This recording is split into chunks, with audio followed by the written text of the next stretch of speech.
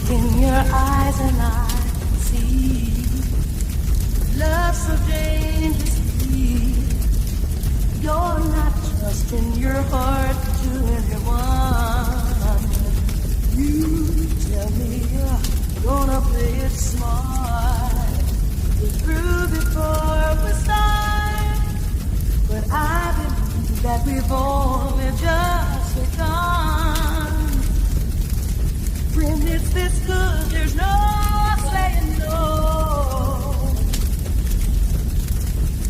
I want you so I'm ready to go.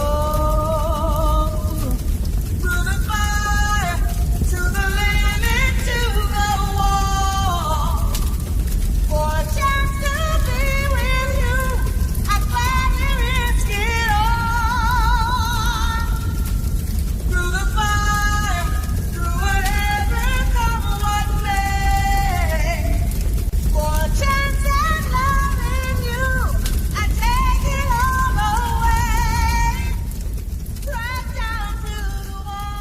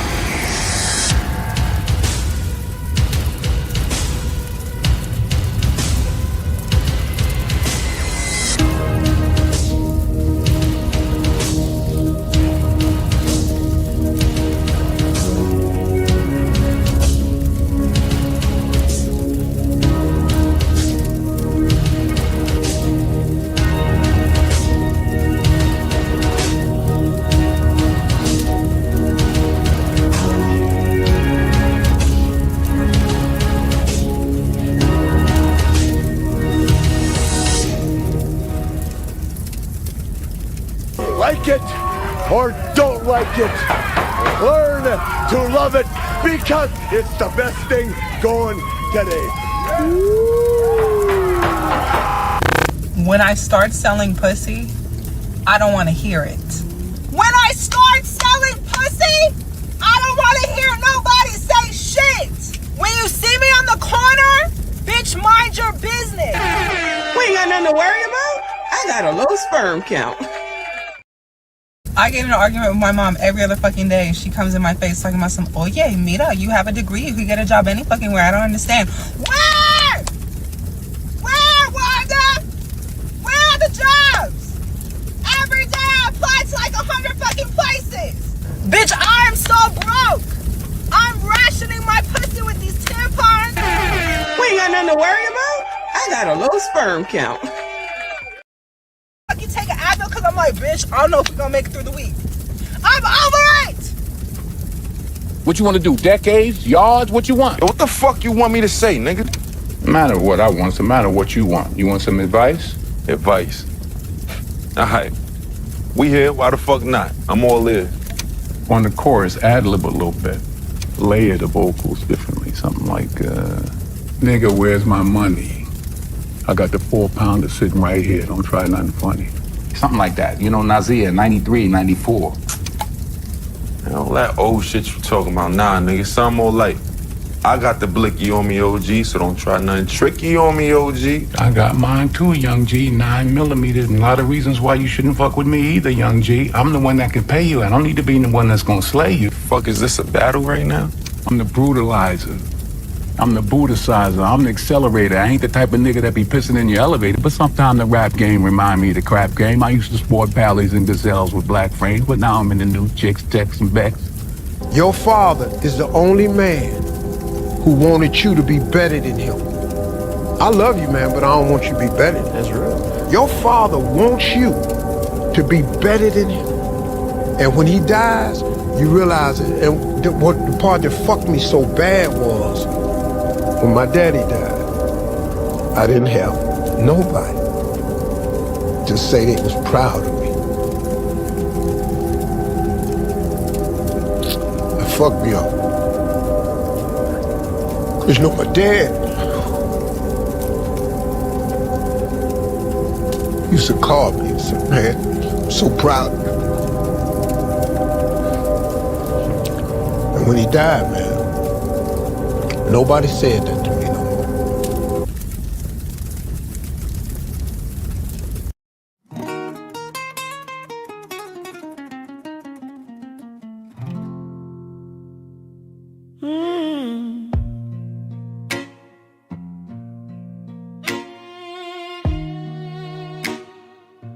So every man got a weakness,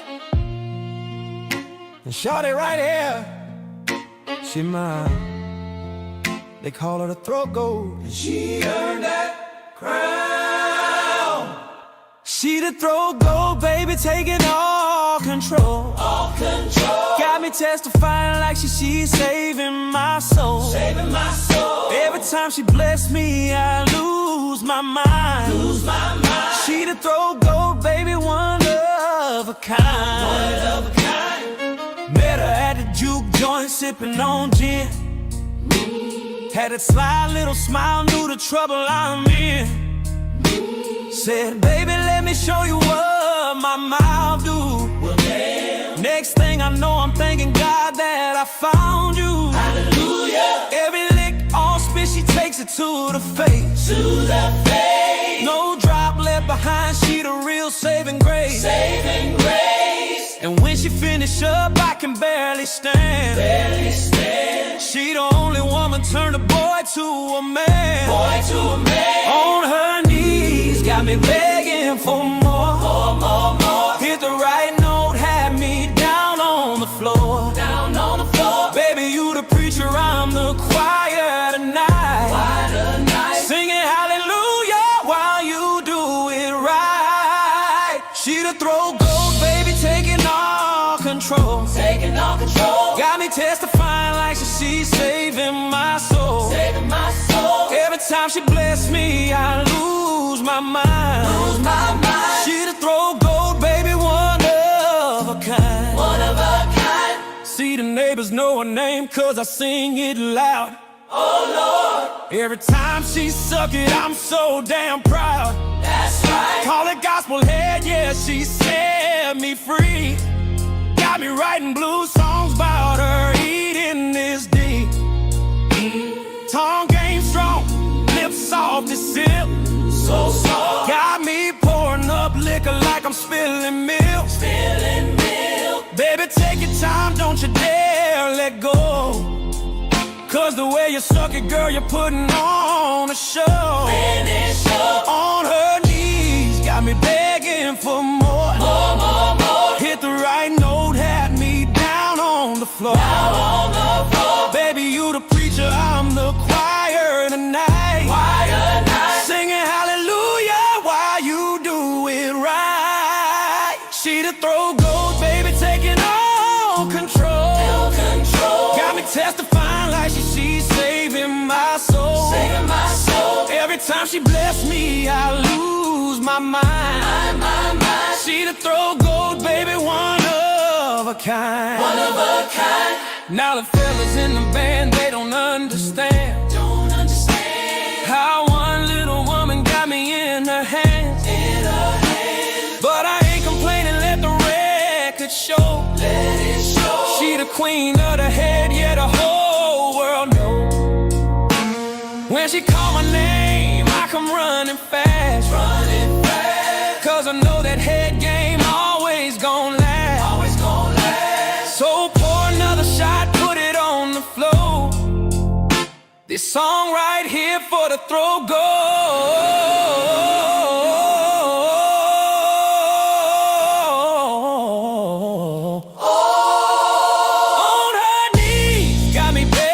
For more. More. Hit the right note, had me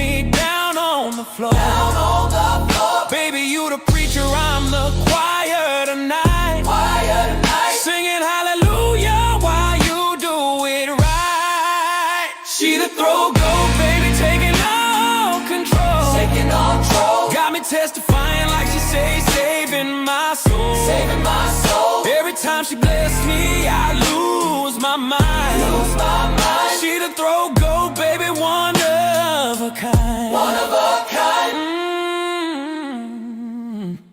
One of a kind, baby.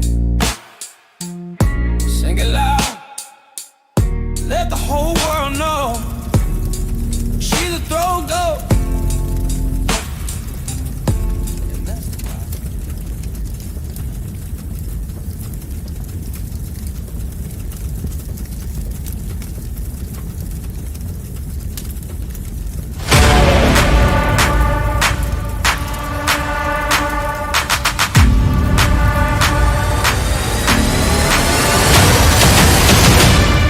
Yeah, this is what I'm made of.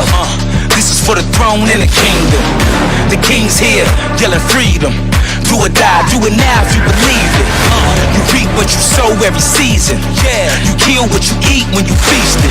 Yeah, it's death before the sign and no treason. No, in that time of war, no retreat. No, never lay down and die on my feet.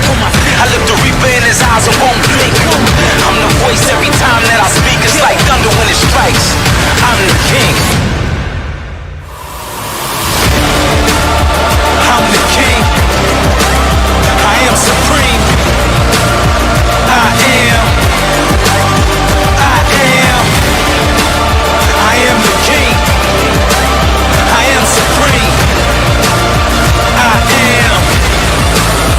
I'm the king. You gotta keep going when you in the field. Yeah. Can't lose heart when it gets real. Yeah. Always push back, can't lose ground. Always stand up, never back down. Victory is key, victory is yours. Through the blood, sweat and tears coming out your pores. Through the tears and the pain cause you want more. Grind time through it all until it pays off. I'm in the league of my own. I'm a king and I'm bad to the bone.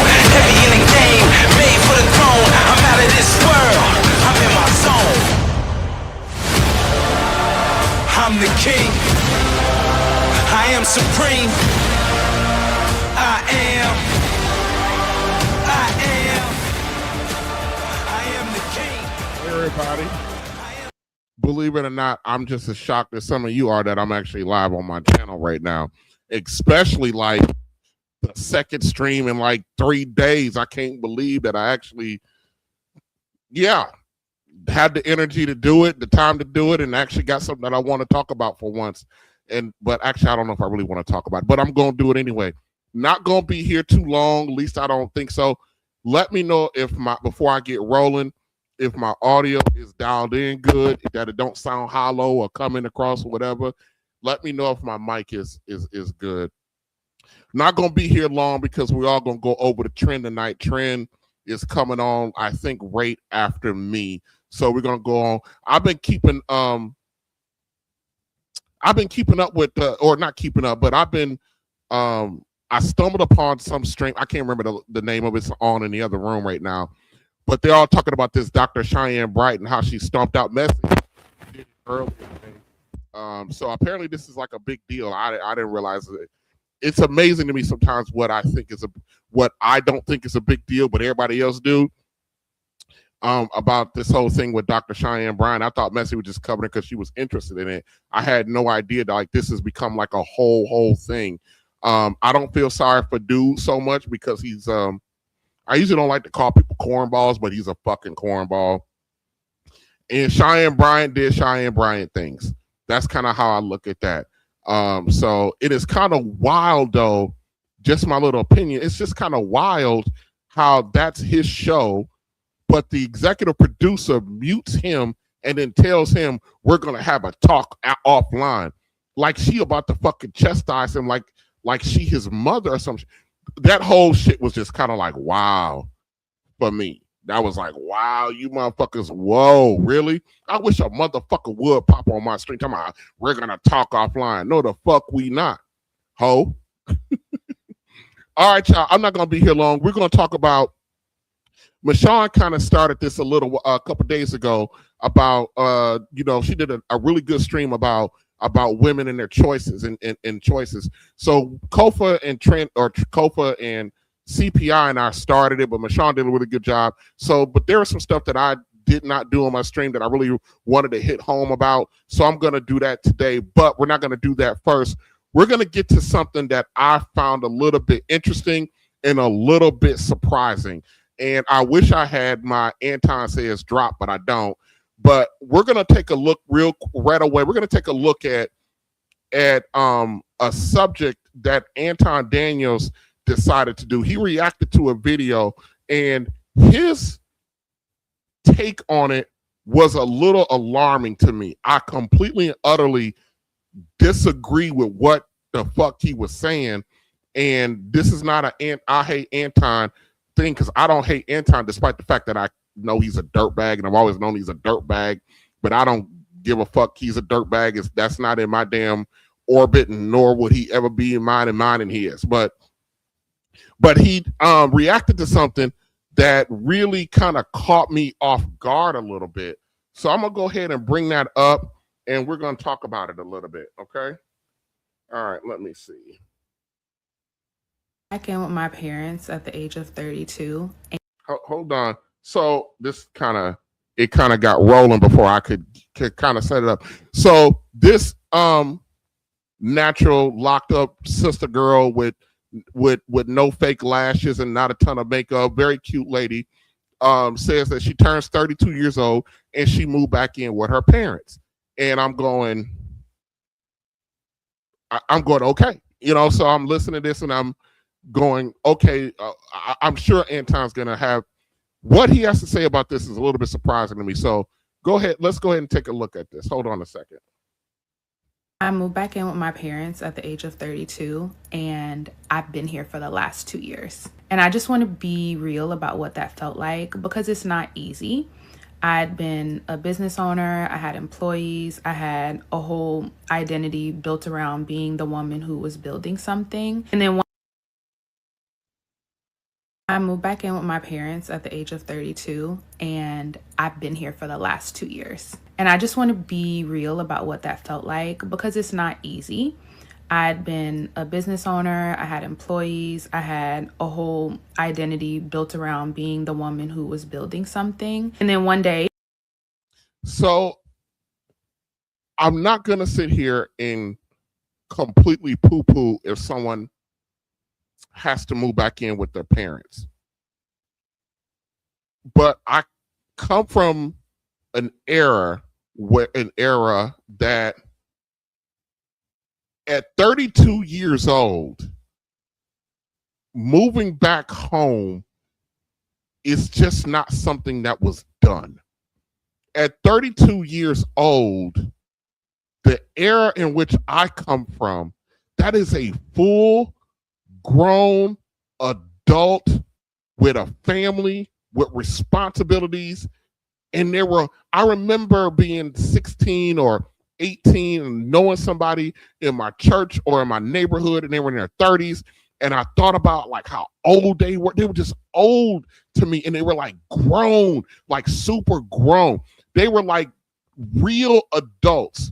And so it really shocks my system a little bit to hear and to think that it's acceptable and no big deal for a 30-something-year-old to move back home. And this lady here talked about she had, I guess, a business, employees, and this and that.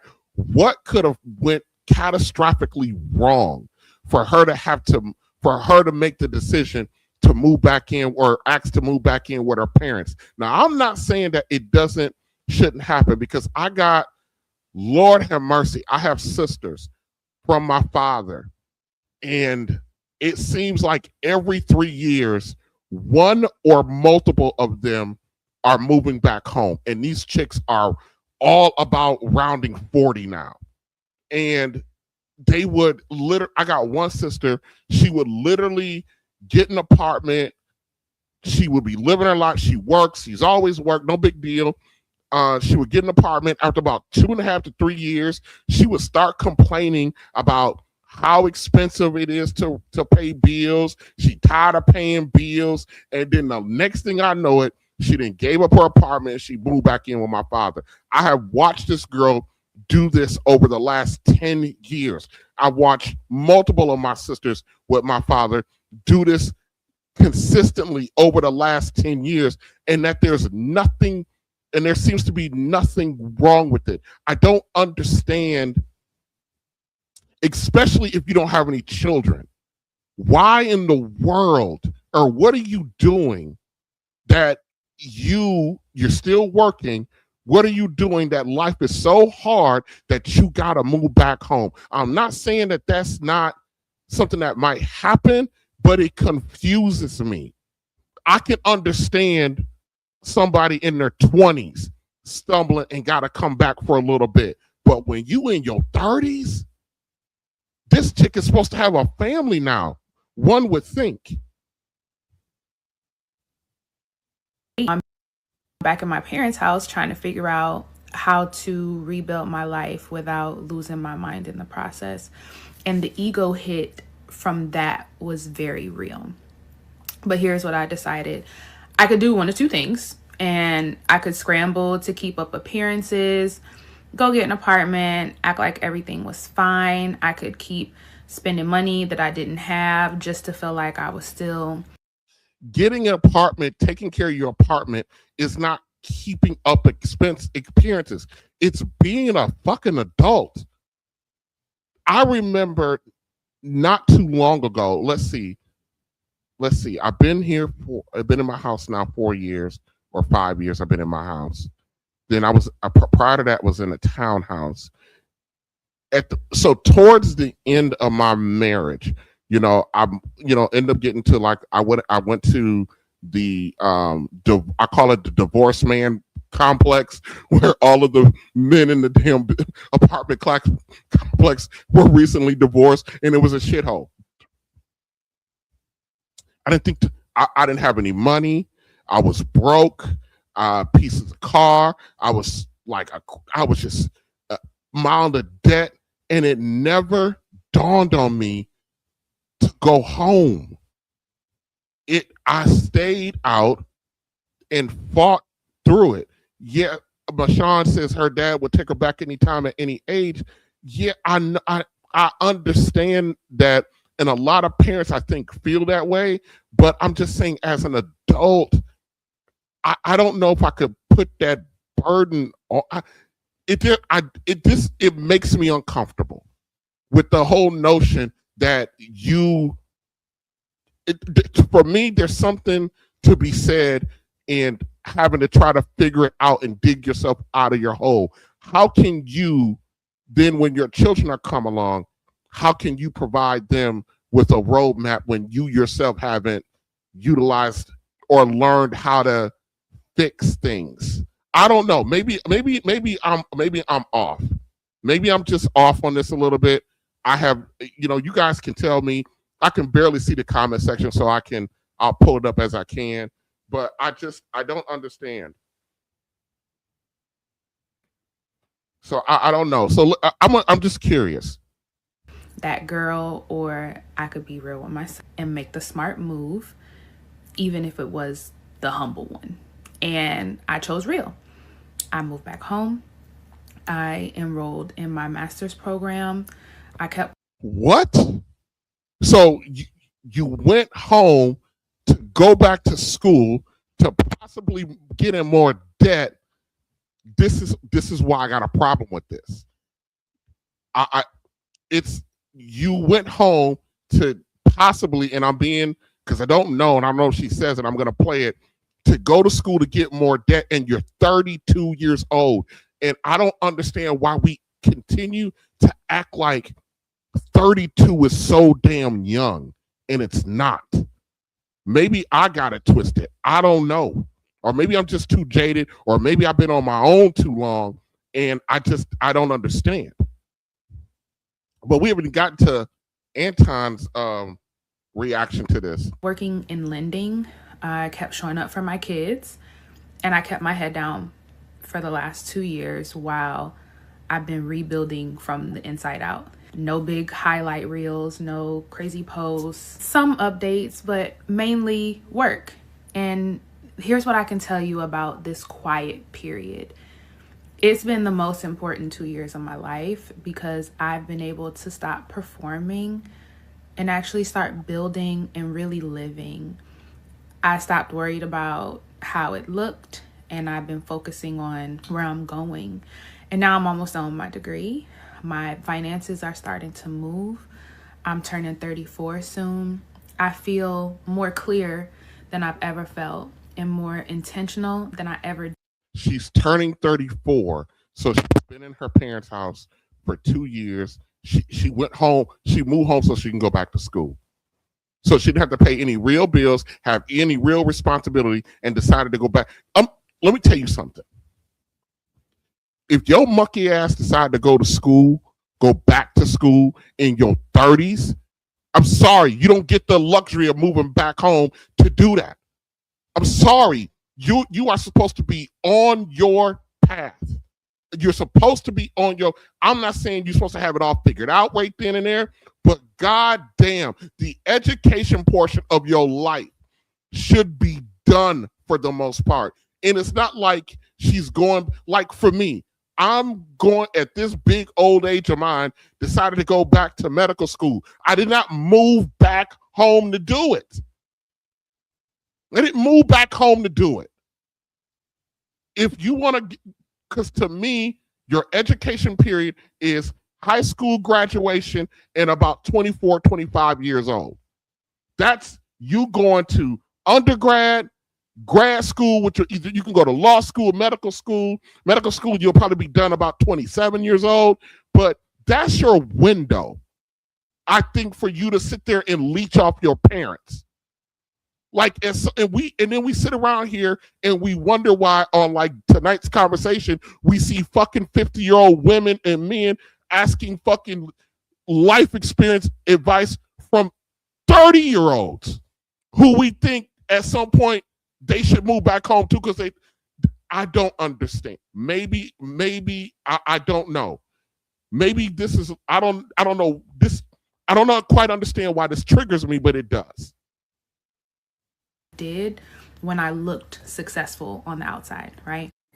What a lot of people don't understand is that group economics is probably the foremost best way for you to get your life together, not ever be under any financial duress or pressure, and to really even take risks. When you want to do something, in order to be able to do it, you can't have a whole bunch of stuff on your back preventing you from being able to get there. And I don't understand why so many people are looking to move out, and we got this stigma that's attached to us. Because really, this Anton, we're not talking about young adults who are wanting to move out. To a degree, I can understand it. I believe taking risk, but you take your risks earlier. You don't become an old ass broad and decide all of a sudden you want to come take risks on your parents' dime. That doesn't quite jive. Somebody's going to have to explain that to me because I really don't get it. Yeah, man. Whole lot of reps, man. Whole lot of jumping jacks. You niggas want to work out, you muscles, you big muscle motherfucker, you know what I'm saying? What you gonna do when it's time to pay your bills? You gonna hit the gym then? What you gonna do with this shit get real? You know what I'm saying? I know. All right. Shout out to Eric Jordan for the $5 super chat. I can't, hold on a second. What does it say? All right, he says supporting Black media. Thank you, brother. I appreciate it. And then also, obviously, I'm very, very grateful for Messy Michonne Live giving me $5. She goes, my kids have to have a great reason to move back home at this point. Better be sickness, something physical, and not much else. That's what I'm saying. I'm not sitting here saying that, hey, that shit don't happen. But at some point, when do we say that an adult is an adult and that they can't deal with hard shit? How am I going to teach my daughter about how to navigate hard shit when I've never had to navigate hard shit? I don't get this. So Anton is talking about specifically like, oh, pushing people out too early. I get that understanding, but this isn't too early. This is an old ass woman. That's just facts. This is only supposed to be even applicable to men.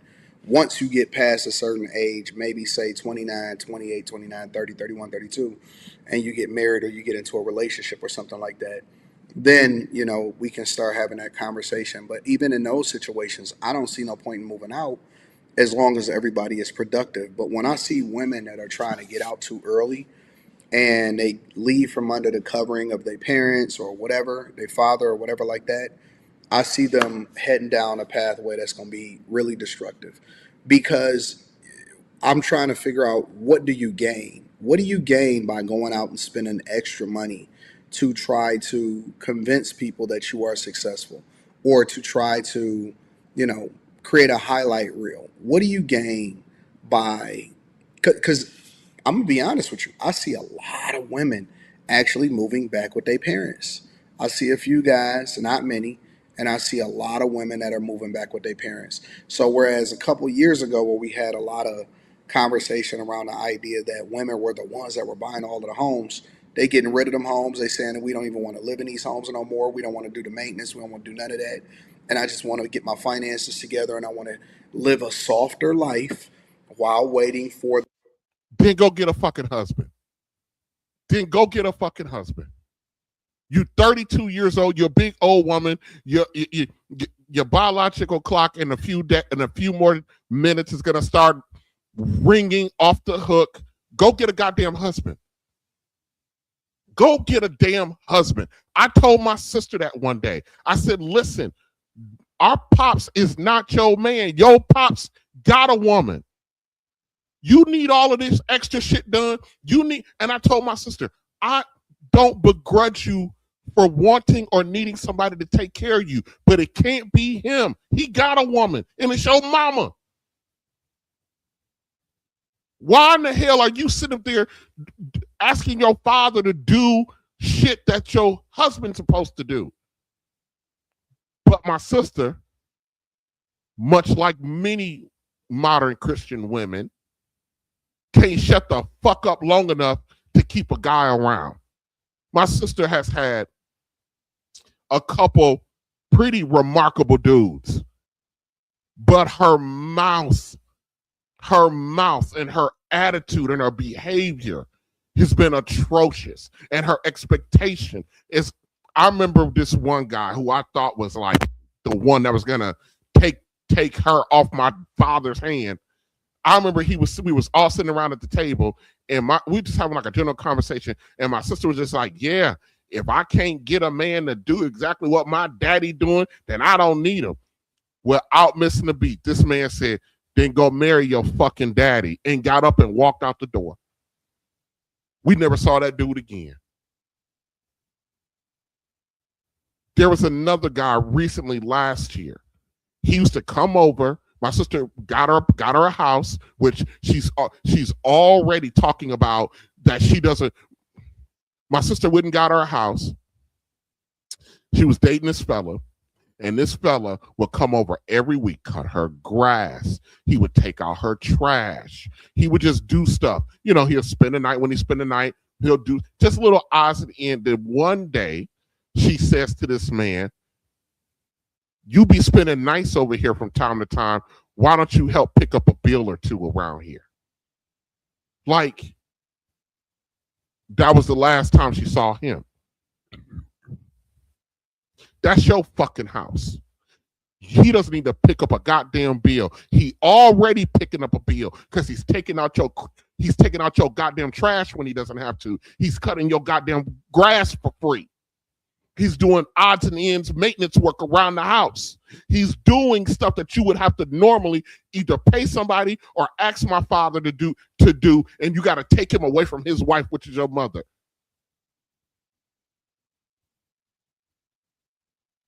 At 30-something years old, if you want to live your best life or be supported through a rebranding period, go get a fucking husband. That's his job. It is not the job of your parents to support you financially through that process. You are too old for that shit. You are just as much of a woman as your mother is, but yet you're going to come in and fringe on her and her situation. The thing that is supposed to be for me, which is what they should have been doing a long time ago. I would never, ever, under any circumstance, I don't care if she's 40, push my daughter out the house. Now, fortunate, I'm in a much better financial position to where I was able. That's crazy work to me. What he just said, what Anton just said, yes, what Anton said, I can't do it. What Anton just said was wild to me. Even if she's 40. Wow. I have a daughter, and I am over the moon about my daughter.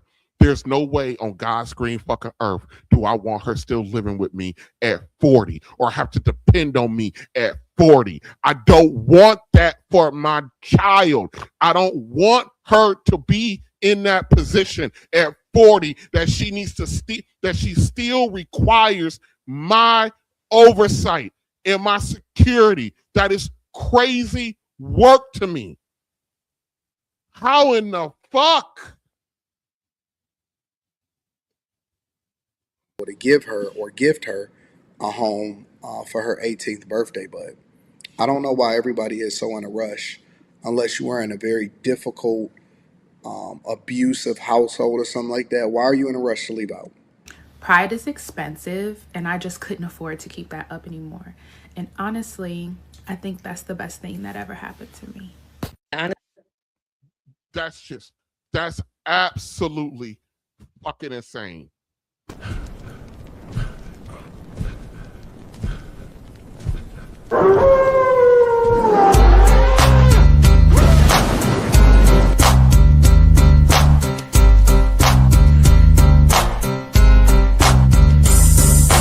Wolfpack is back, cause our master's crush. Guess who's here? The bad boys arresting. Testing competition, win the war, that's their mission. Not no mercy, see the race like the street. If you don't know, you better find out the Wolfpack. Here to prove a point, number one, best believe that you don't wanna tussle with them. I'll be here for them, come in the ring with them, you're never walking out again. Don't turn your back on the Wolfpack. Don't turn your back on the Wolfpack. What up, my guy? Yo. Peace. Did you hear what I was saying? Yeah, I was jacking it the whole time. Am I crazy? Nah, you dead over the market, dog. You dead on it. Bullseye every time. I don't understand. Here's the queen of messy. And she talking about I'm about to be 55 and my dad will still have me. That's not the point if they will still have you or not. But I don't think you would actually go about the business of actually putting your pops in that situation. But Anton is actually sitting here advocating for this. What age group is he advocating for? Well, College girls, right? No, he's talking about her specifically. She's 32 years old. He's agreeing with this. I've said it a couple times. I can understand it a little bit better. A person in their 20s. I can't understand it in their 30s. Young 20s, yeah. Readjustment. You feel me? Get their feet back under them for sure. 30-something though. Nah. Huh? If you go to college, right? Shit happens. Let's say you 22, you're still 22, right? Shit happens, you flunk out, whatever the case is. Get into trouble, whatever the case is, I don't care. Going back home to reset, yeah, for sure. For sure. Yeah. Yeah, in your 20s. Going home, resetting, you know what I mean? Retooling, getting lectured by your parents about what you did or did not do, getting a new plan, getting yourself together. This 32-year-old chick, she went back home so she can go back to college to get her master's degree. And Anton saying, I don't care if my daughter 40, I ain't gonna push her out. Then you failed. You fucking failed. Yeah, that because she's not armed for life. Any 30-year-old woman wants to reset her life. That's what you go to your husband for. He support that shit. It's on his dime. On y'all life goals, not you going back infringing on your damn parents. Maybe I got it. Maybe I got it wrong. No, I'm thinking about things that could happen to a 30-year-old something woman that would make her go back home. But then to go back to school. Now, let's say her husband got knocked off, right? Yeah. She can't manage. Like, he was a bread and butter. She was a stay-at-home wife, right? She gets the payout, but she can't manage it. Trauma, grief, got it. But she's not going back home to go to school. She's going back home to be around her people. You feel me? For comfort and rebuilding. Yeah, I don't see. Yeah, I don't see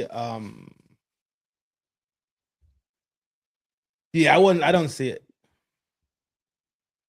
But two, I remember different generation also, G. So like we was at a young age, we was thinking about grown man shit, you know? We was moving in grown man ways, and we didn't even want to be at the house. We wanted our own shit. Yes. So this is weird. This is weird. This is some weird shit for me. And I told you, I was very, very surprised to hear Anton's take on this. This kind of blew my mind a little bit. Let me finish up what he got to say. This blew my mind. Honestly, trying to put somebody on the spot for being 30 plus or 40 plus, still staying at home with their parents is not the comeback that y'all think it is. Like, y'all think y'all really saying something to putting them down, but they doing it because they got it like that. Not everybody gets thrown to the streets when they turn 18. This ain't about a fucking 18-year-old. Everybody don't get thrown to the streets like when they turn 18. We're not talking about a young adult who just starting out. We're talking about a 32-year-old woman who got just as many bodies as she got age. Right, exactly. Yep, exactly. That's who we talking about. Yeah. I'm with you. I know exactly what you're talking about. I know exactly what you're talking about. So I don't. So it's like is this chick and Anton, are they moving the goalpost on this issue? Is that what I'm hearing? Because the clip they're reacting to is a 32-year-old adult woman who's about no tragedy. No tragedy. No, other than she wanted to go, her business failed. That's not a tragedy. That's a fail. Before I got in my house right here, I was in my 30s, I think. Yeah, I was in a townhouse. I sat there out Trin. I had 2 fucking full-time jobs when I was living in my townhouse. There were days I could not go to work because I didn't have enough fucking gas to get there. I had to call in because I couldn't get there because I didn't have the fucking gas. That's how bad things were. This just a few. I remember this shit like it's yesterday. If my savings account drops below 30K, I feel that kind of anxiety. Like what it was like to be, like, damn, I can't, payday, it's Tuesday, payday Friday, I can't get to work today and tomorrow because I don't have any gas. Because all of the bills and responsibilities that I got, and I'm working 2 full-time jobs, and I'm not financially irresponsible, but because of what's on my back. Not one time did it cross my fucking noggin to go knock on my fucking father's door. Right. And say, can I come? Right. This is This is a girl thing. I'm telling you right now, this is a girl thing, right? Because let it be a man, let it be a 32-year-old man, same circumstances, etc., etc. You know what they're gonna call him? A fucking loser. But that's who they fuck though. They're gonna call him a fucking loser. They're gonna call him every name outside the name of God, not a child of God. They're gonna say he's a fucking bum, he's a failure. They're gonna lay him flat. But this is a girl thing for sure. This is a girl thing. Yeah. I almost don't care. It is though. It is because it comes down to how society already has this notion and stigma, right? Which is true. Women are the softest sex on the planet. Got it. I'm not mad at any of it. So they get benefit of the doubt. They get privileges. They hyper aware now because this lady just said, because they got it like that. That's what she said. Her words. Because they got it like that. And then proceeded to talk about not everybody was thrown on the streets when they was 18. We're not talking about an 18-year-old. Right? We're talking about somebody that was functioning enough to leave the house for, let's say they left the house at 22. They've been at the house 10 years, right? Business failed, and your first resort was to run back home. That's a girl thing.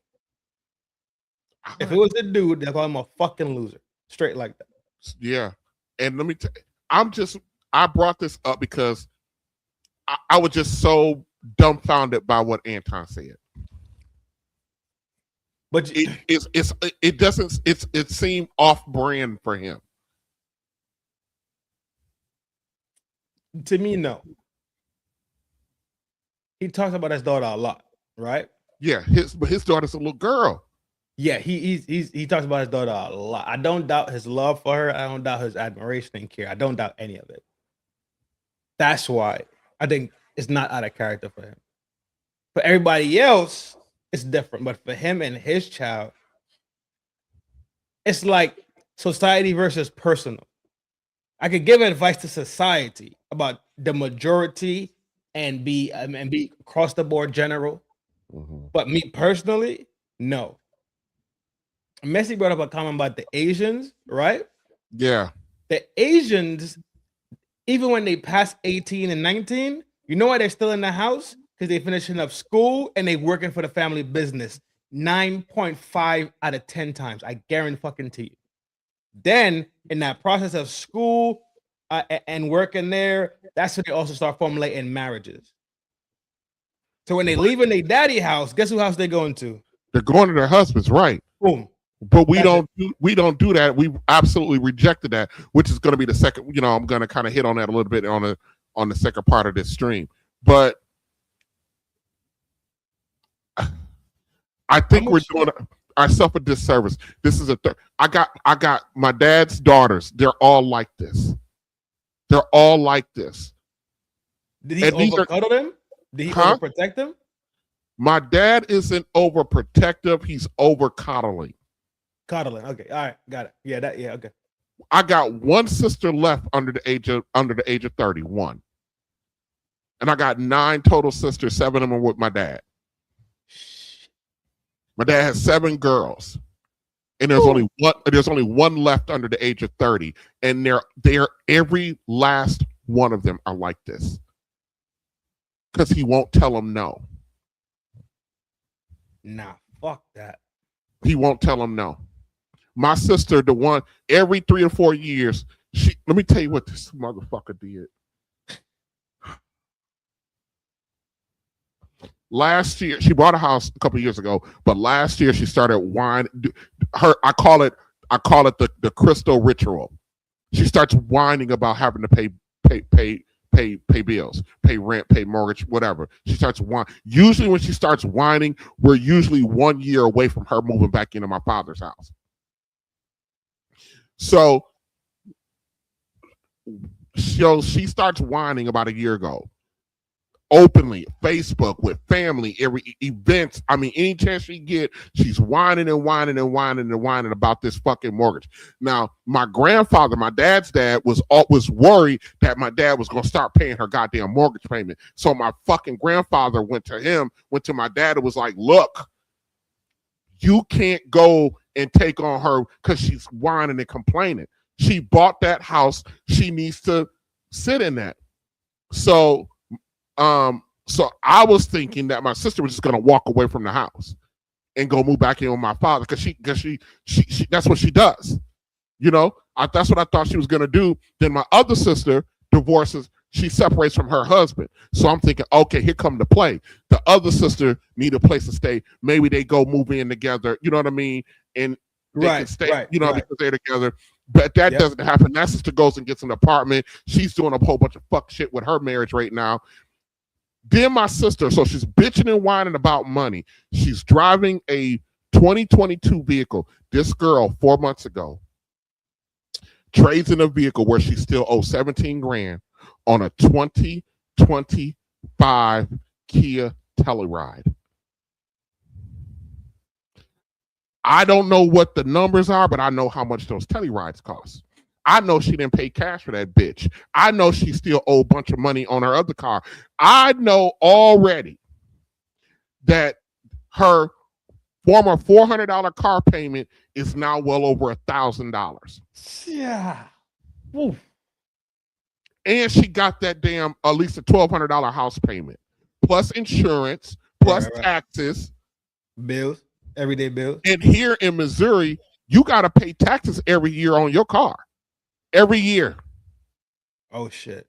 They call it personal property taxes. You got to pay 8.5%, 8.5 or 8.8% on the value of your vehicle every year for the and that's just for the privilege of being able to renew the plates. Mm-hmm. Yeah. So she got bill after bill after big bill after big, and she by herself.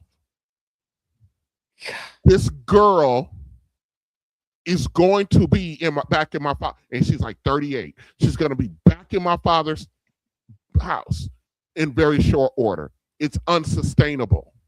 Just flying by the seat of her pants, dog. Never had to wear. She never had to wear the yoke of adulthood. You remember me? Right.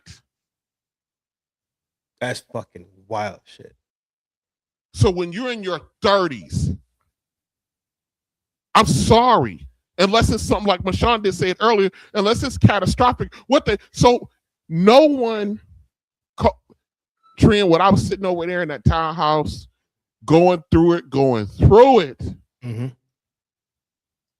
I sat there and I suffered in silence. And I just went through it. I became very good friends with Dollar General because they got groceries in there. $30 of groceries out of Dollar General could last me almost 2 weeks. Yeah, for sure. And they got them because it's cheaper. It's cheaper, yeah. That's what I did. Especially back then too. You would make that shit twizzle for sure. Yes. Yeah, you can make it twizzle. I'm buying rice, pizzas. They got low grade ground beef. Lord have mercy. I don't want to go back to that shit for nothing in the world. They got stuff there. They do. That you can survive off of. Low grade hot dogs, all that shit. I did it all. I did it. It's right into the stationery aisle too. So you can get copybook paper. Right. And I did it all working 2 full-time jobs. And I got this daughter during this time. I have a daughter.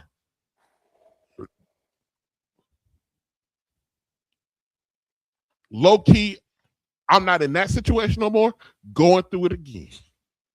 But I'm fortunate enough that I took a sack of money because I saw a problem coming. That's what going through shit gives you. It helps you gain foresight. I saw a problem coming 2 months ago. So you know what I did? I took a lump of money and I said, let me take care of my house for the rest of the year because I'm about to walk into a storm right now. Yeah. And the one thing I don't need to worry about during this storm is if I got a house. Trent, I don't have another fucking mortgage payment until February. Yeah. So and I got a healthy mortgage payment. So just imagine how much money got sent in one whop to that goddamn mortgage company. Yeah. Because I saw a storm, because I've gone through some shit and I saw a storm coming. Mm-hmm. So when I saw the storm coming, because I've gone through shit before, I know what a storm looks like when it's approaching because I've been allowed to do it. I'm okay. At least I think I'm okay right now. Yeah. I just started walking through this storm. Yeah. So I got credits on the mortgage, the water bill, the light bill, the electric, the phone bill, which is a thing, and the internet bill. My basics is every covered. Days. Yeah, every day. Yeah. That's why every day. It's covered until February. That's dope. So this storm that I just started going through, I can withstand it. Yeah, you batting down the hatches properly though. You smell me? And nothing. Yeah. And guess what? Guess who doesn't get affected? My daughter doesn't get affected. My family doesn't get affected. Nothing gets affected. If it gets worse, I got a $30,000 car that's paid off sitting out in the driveway that can get gone too. Because I got more than one vehicle. Yeah, I'm dog. It's like taking Ozempic. You get ASAP, that shit, right? But you never appreciate it. But if you take the journey of it, right, to get where you want to get, you learn so much more about yourself, your character, the things that you've learned through your last weight loss, or you say, oh shit, remember I was doing this, but I was still sneaking chocolate on the last one. This one I'm not sneaking chocolate. Oh, this one I was eating too much of this. I gotta cut back on that. And now you're still on the path of it, so you won't make the same mistakes no more. That journey has a lot of value in itself. Has a lot of value in the journey. Let me finish this up. 10 years old, honey, and get the "oh, you grown now" speech. No, some people parents don't care how old they get. That's still their baby. That's still their baby. They still spoiled. The door is still open. Spoiled, come right and word. go as you please. Like some people parents just let them have that access like that. Some people don't have to go out there and jump out there and get their own and jump off the porch. Some people ain't never got to jump off the porch, honestly. Right. Call it generational wealth. I don't care what you call it. Like that bitch called it. It's just not the comeback that y'all think it is. Some people. I agree with her. But here's the other side of it. First of all, generational wealth, that whole term is one of the most overused terms that I've seen happen over the internet. So that goes without saying. The second thing is, why do everybody know your living situation? Why do people even know that you live with your parents unless it's somebody that's looking to marry you, unless it's a best friend that's coming to visit you all the time, all of that stuff? Why is y'all business being shared to that extent to where you feel as though you have to be accountable to people that don't even know you, don't have an interest in you? Why do you feel like you have to do that? That makes no sense to me at all. And so I think that people need to just mind the business that minds them. If you stand with your parents, if you're hanging out, if you're chilling, if you're in a good space, if you're doing really well, then keep doing that. I think that the best way for you to save up for a house is to stay home. Most parents ain't even interested in you paying rent. Like if a parent. But Anton, we're talking about a 32-year-old woman who's already lived most of her life.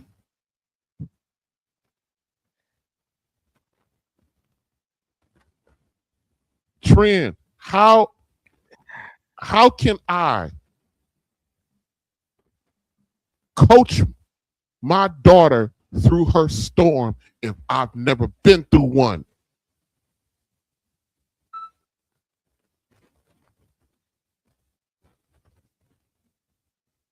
I'm not saying going through the storm is the way all the time. There's more than one way around it. I'm not saying that going through the storm is the way, but I'm sorry, I have less understanding for somebody who's 30 something fucking years old who want to go home. You ain't catastrophically sick.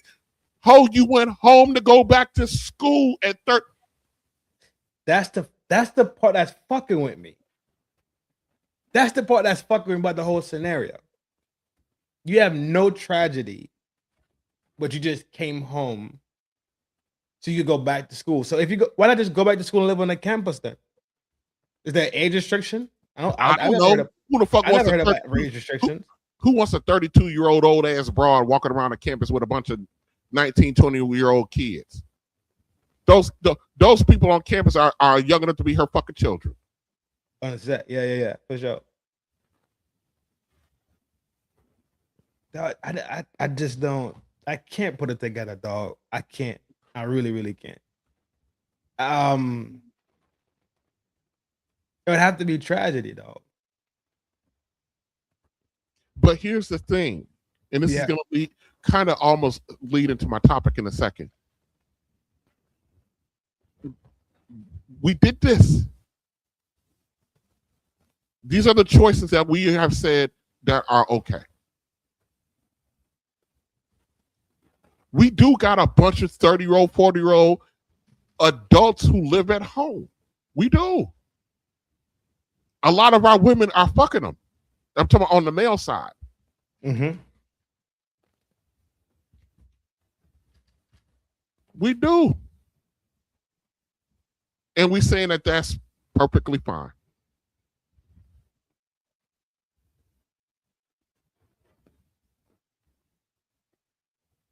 It's like this. Maybe, possibly. Did we prepare them properly to hit the streets? And even if we did our part, it still needs execution on their behalf. Some motherfucker just bitch made, bro.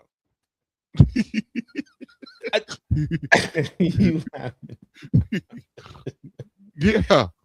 Some motherfucker just bitch made.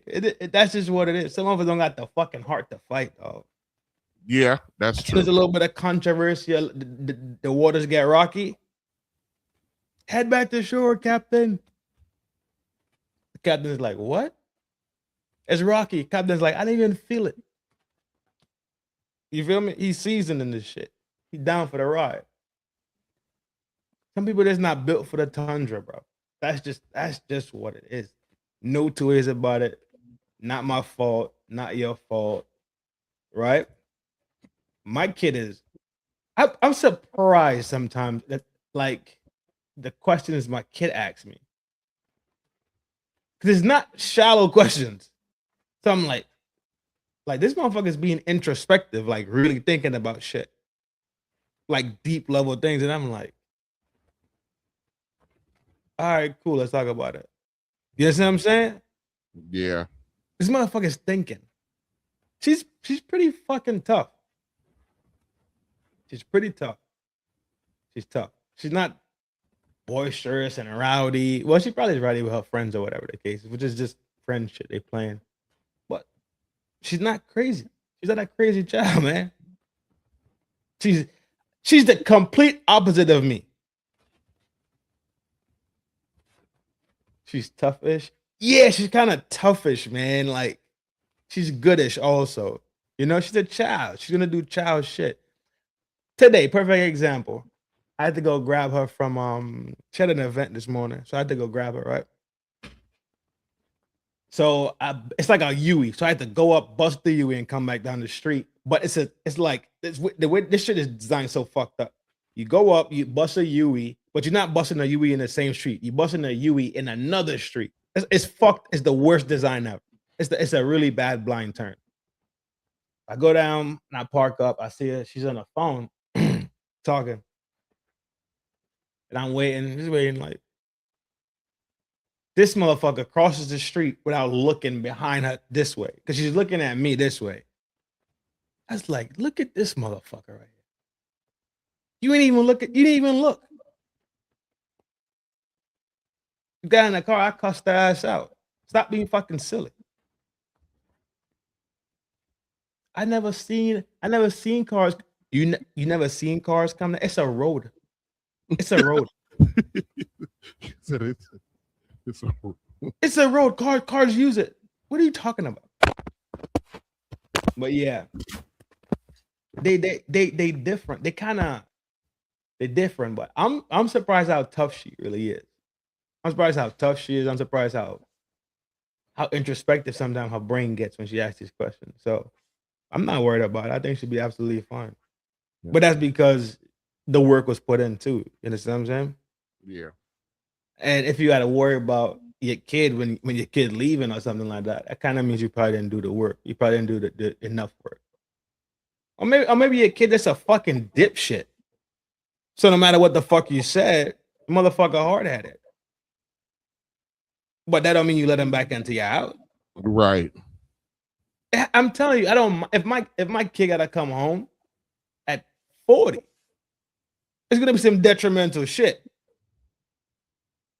There's gonna be some serious real shit to happen. You know, not no bullshit. I'm not jacking that shit, dog. Hell no. Right. Fuck no. All right, Trent, I'm gonna drop you down. I'm gonna get to the subject, and so I can run through that, and we can get off, and we can get over by you. Yeah, bro. I'll be on in 15, a quarter to the next hour. Okay. Yeah. Well, I'll be done by then. I appreciate you coming up on this one. So I'm gonna get to my main topic so we can get through it. But yeah, I just had to talk about that because that blew my mind a little bit. I'm with you. I get you. I get it. Yeah. I'm gonna watch. I'm gonna watch them on the tube. Okay. My man. All right. Let's see. All right, y'all. Let's talk about what I came here to talk about today, which is, you know, and Messi talked about this about a day or so ago. We kind of alluded to it on our stream with Kofa and CIP, which is, you know, that our ladies that women don't understand just how profound or impactful the decisions that they make and what it means and what happens when they make the choices that they make. So I'm gonna get into it a little bit today. Get into a little bit more of the things that I wanted to talk about that I really didn't get a chance to hit hard on. It's kind of hard to hit when you got a whole panel sometimes, but I'm gonna try to get through it today. But so one of the things I said in the last stream was that, you know, I've gotten sick and tired of the black man, black woman, female relationship conversation that, you know, because I think we're done for. I still think we're done for. I don't think it's going to change. I think we are living in the extinction of whatever we call a black community. I think we're living the active extinction of it. But then it came to my mind of like, why are we still talking about this? Why are people still trying to talk about this? Because there's nothing else to talk about. Because if you don't have a functioning unit as a culture, you don't have anything. You don't have anything. You can't get nowhere, can't build nothing, can't have nothing, can't pass nothing on. You find yourself in perpetual situations that are negative because you don't have anybody to depend on.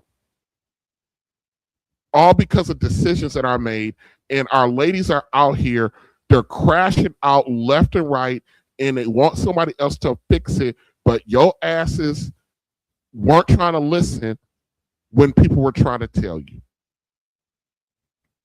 And the thing is, what we're looking at right now is like a crisis that people are terrified to kind of say out loud, because the second a black man opens his mouth and speak on it, everybody wants to label him or me or whatever, wants to label us bitter or insecure or misogynistic or toxic or we're been poisoned by the podcast. Nah. We've been poisoned by the reality we've been forced to live in over our lifetime. So let me once again get something out the way. Sure, I'm just going to give it to you. I'm bitter. I'm a bitter black man who hates black women, even though my mama black. So I done said it. I done got it out the way. So let's move on with the goddamn conversation, okay? So one thing I really want to hit hard on is that women, especially black women, hold an enormous amount of power that they truly, truly, truly do not understand. Women hold the power to family creation and what that looks like. They hold the power to legacy and what that looks like. And they hold it because only a woman gets to decide who becomes a father.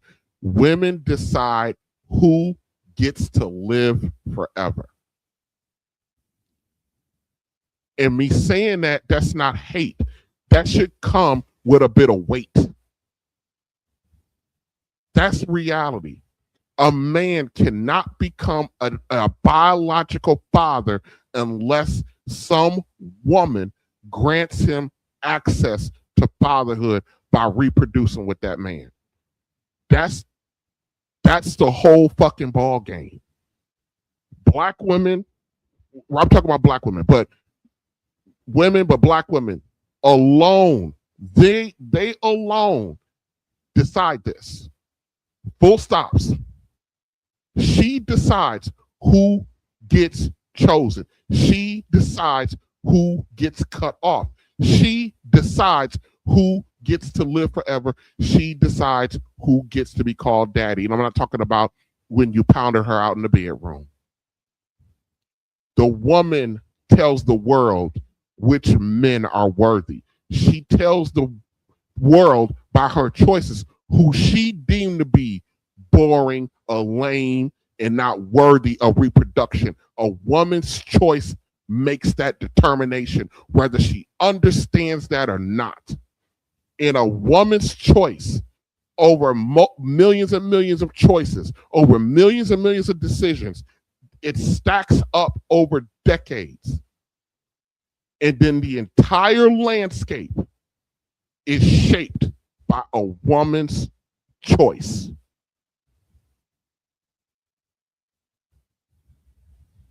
And we like to sit around here and pretend like that decision, those decisions exist only in a vacuum when they absolutely do not. Every single choice that our ladies make matters. Every father that is selected matters. Every man that is denied access to fatherhood matters. Every emotionally unstable man who is rewarded with productive access, with that is rewarded with reproductive access matters. This thing keeps going on. Yeah. It all matters. And these choices just don't affect, the two adults in the damn relationship. It affects the generations. It affects the neighborhoods. It affects the schools. It affects the family structure. It affects political decisions, economic decisions. It affects the entire direction of what we call Black America. And before somebody starts screaming, it takes two. It takes two. Yeah, obviously it takes two. But stop pretending that the social power dynamic of how we get here, that shit is equal. It is not. Men pursue, women select. Men approach, women approve. Women are the gatekeepers to fatherhood. Women are the gatekeepers to humankind.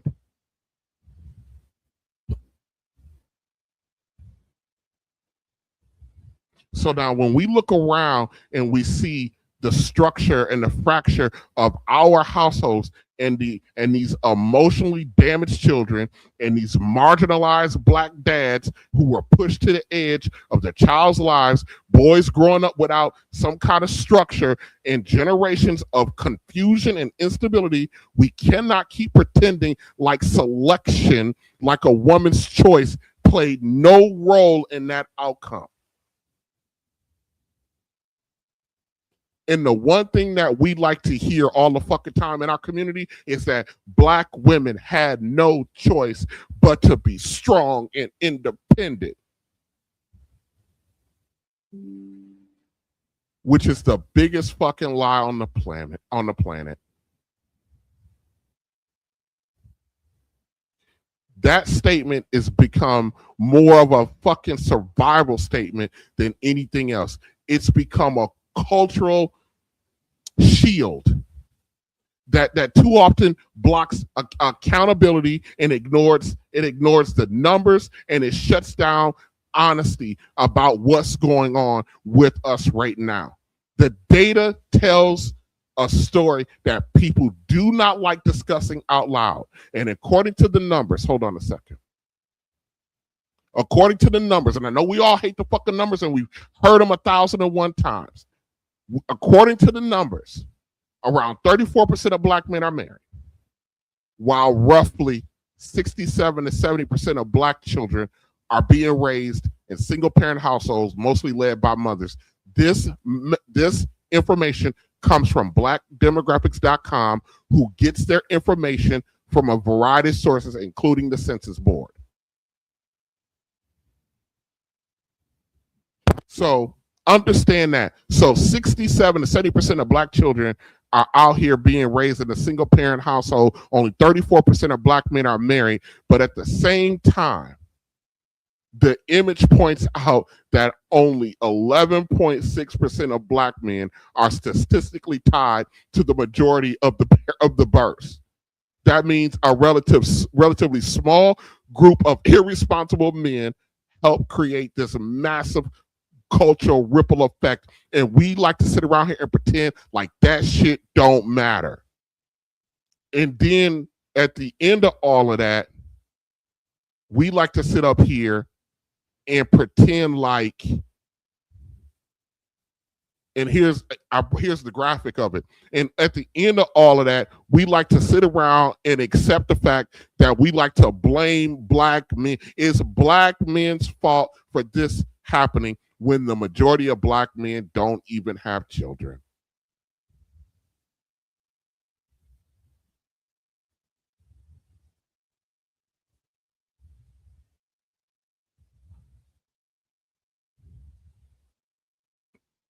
I'm just sitting up here looking at these. You guys can look at these numbers for yourself.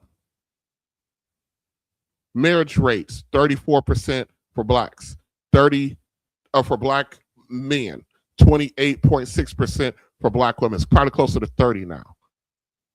Fathers, in the teal color, fathers among Black men, 46% total, which includes the 34% of marriage rate, and 54% to 60% of Black fathers, Black men are not fathers, which if you actually subtract out the 34% of married men, that leaves, that's where you get that 11.6% men that created basically 67 to 70% of the children. And so before some delusional 3-time, 4-time, 5-time baby mama starts saying, what about the men? What about the men? Y'all sorry, dysfunctional minded chicks. You knew from the jump that Quantavious Nim was not smart, was not mature, was not functional, was not productive from the jump. And the truth is, that's the reason why you fucked them in the first place. Especially if these defective ass men that you knew on your block already had children. You thought your nasty ass pussy was different from Monique was. So you thought that you were different. So you thought that it was going to be different with you because you're different.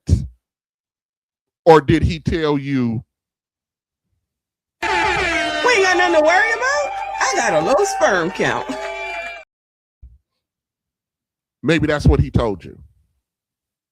Maybe that's what he told you.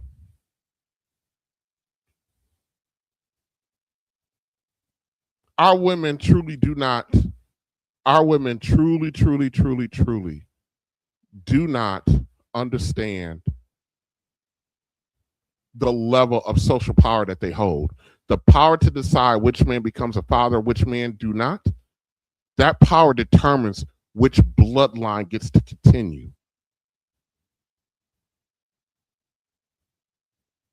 As quiet as it kept, you black women out here, you guys created these YNs and the Kia boys. You created the gremlin culture. You created these emotionally stunted men. The power to decide whether a child enters a stable home or a chaotic one was your choice. Every government on earth understands how serious reproduction is. That is why nations tend to panic when birth rate collapses. This is why societies become obsessed over marriage and family structure and inheritance and population stability. Because whoever controls reproduction ultimately shapes the future. And whether the blacks' reproductive decision-making has a catastrophic long-term consequence that people keep trying to explain away without addressing the core issue itself, black women are addicted to chaos to the point where they have collectively made a decision to burn the fucking black legacy to the ground. You don't need racism. You don't need the KKK. You don't need Donald Trump. You don't need slavery when you got black women exercising their right to go fuck whoever the fuck they want to and exercising the right to make the most dim-witted, violent, developmentally unstable men fathers. All of that is at the mercy of the choice of the black women and what they and what they choose. And I don't give no fucks how people feel about that. You want to fuck because who you fuck and who you allow to have kids is 100% the choice and the absolutely no fault of the man. Shout out to the black exterminator LaQuisha and to LaQuisha Mercedes Jenkins. Shout out to you, sis. Back, relax, and let's get it. Right? Or the type of guys you prefer: scammer, drug dealer, or 9 to 5. Drug dealer.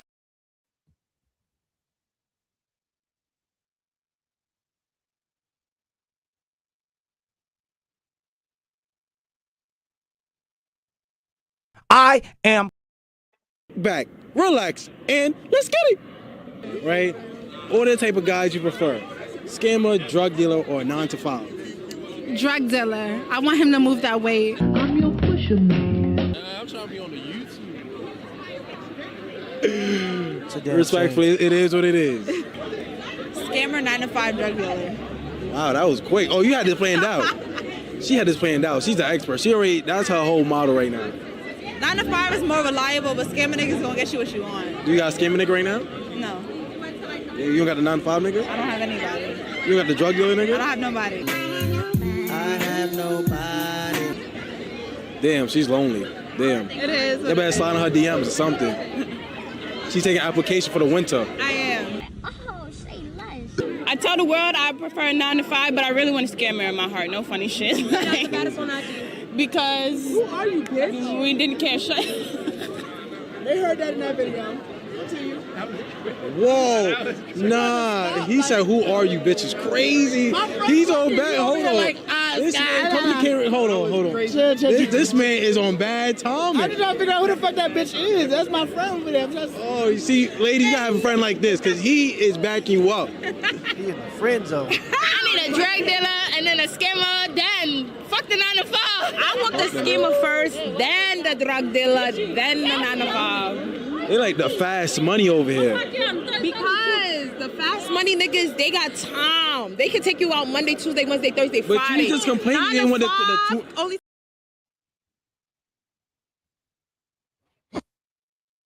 I just selected that for, you know, I selected that just for proof, some anecdotal proof. You know, for decades, The blacks have normalized selected men based on the black ladies.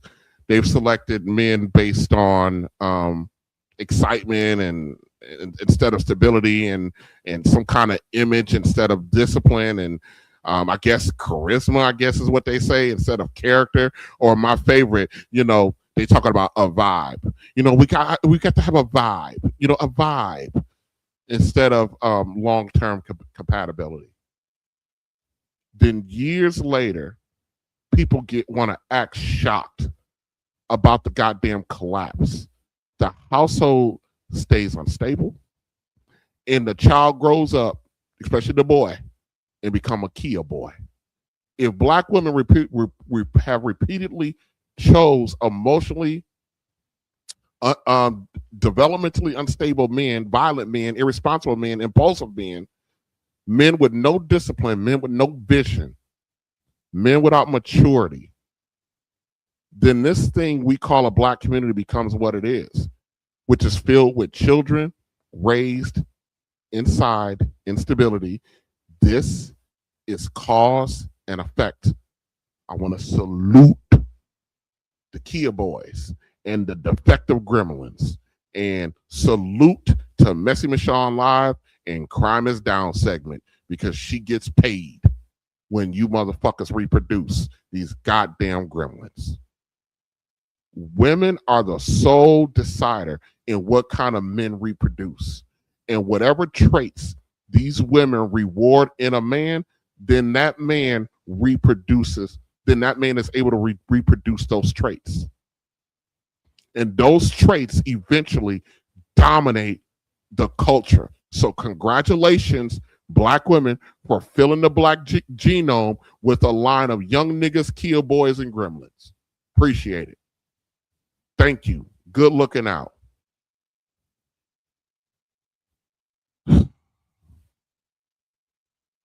And we have spent the last 3 to 4 decades watching these fucking genetic anomalies infiltrate who we are and unfold in real fucking time. And let me tell you guys something. I saw a clip with crazy ass, unstable ass Charleston White. I'm gonna play that as emphasis, then we're gonna get up out of here. Women cheat for no reason. Women cheat emotionally. And emotionally cheating is worse than physical cheating. She find her a pastor who speaks to her spirit and her soul. That's her man. That ain't your bitch. That's her man. You just her boyfriend. But guess what? You're get old, ladies. And men is when won't new.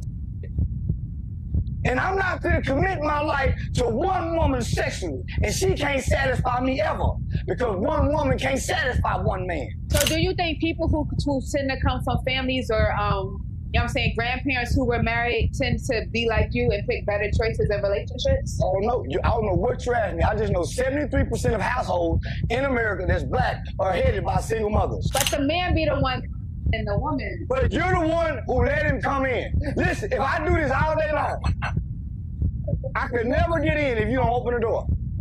I'm in a relationship with a woman who don't think if you cheat on me, I cheat on you. All right, well that's not equal. So that is equal. No, it's Charleston White said it perfectly. I can knock on the door all day long. He ain't talking about a physical door, but I could knock on the door all day long. But if you don't answer that motherfucker, I could never get in. Basically saying, and I'm gonna play the whole clip. I was gonna play the whole clip, but I'm tired.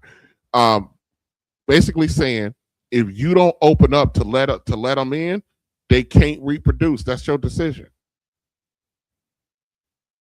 I got a daughter, so I think about the mindset of her damn mother and what, Lord, a lot of daughters, they're raised watching unstable men, kind of run in and out the home that their mothers are running, and then watch their mothers endorse these unstable, weird ass dudes, and then the sons were raised without the actual guy that actually should be invested in, which is the father, and they become emotionally incomplete them damn selves. And then they become emotionally incomplete fathers. And then like what we see as abnormal becomes normal to them. And what becomes normal to them is, and what becomes abnormal to them is what we determine to be normal.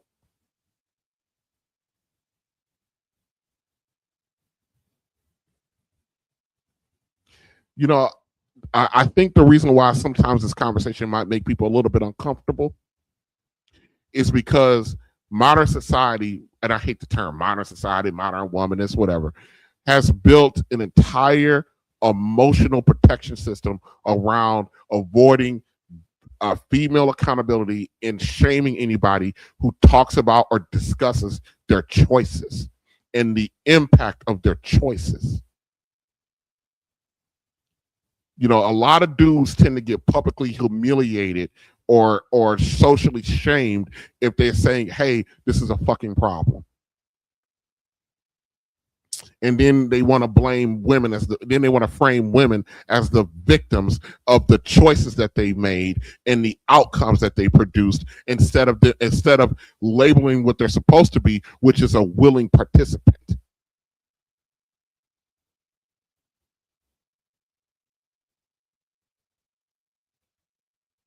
A woman chooses who becomes a father. And that choice affects far more than just her fucking individual life. It affects the emotional conditions of the future of the people that's got to be bother, interact, or connected with that kid. And we've done it over and over and over again by the millions. It affects the household stabilities. It affects everything. It affects generational wealth. It affects how masculinity gets evolved into or devolved into. It affects everything from the educational outcomes. It affects the trauma transmissions. It affects crime. Crime is down. Crime is up. It affects relationship patterns. It affects everything. I continuously say we are fucking done for, because whether people like hearing it or not, that power that women hold is extraordinary. And they don't ever think about that. They don't think about the power that they hold in who gets to live forever, who becomes a father, and the repercussions from the type of man that they decide to make a father.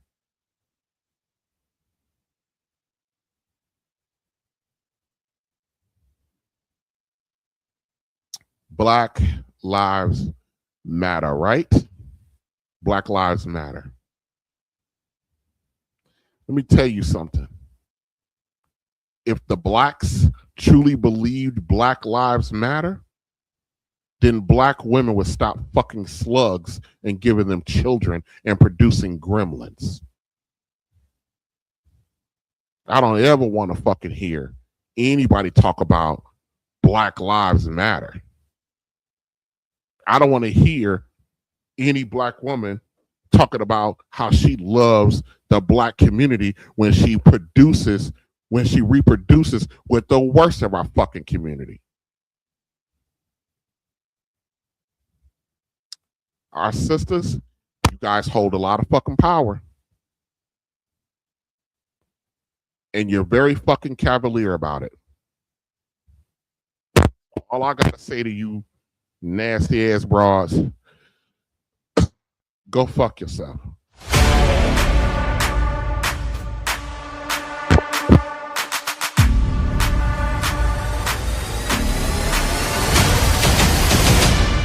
Yeah. This is what I'm made of. This is for the throne and the kingdom. The king's here, yelling freedom. Do or die, do it now if you believe it. You reap what you sow every season. Yeah, you kill what you eat when you feasting. Yeah, it's death before the sign and no treason. No, in a time of war, no retreat. Never lay down and die on my feet. I look the reaper in his eyes and won't blink. I'm the voice every time that I speak. It's like thunder when it strikes. I'm the king.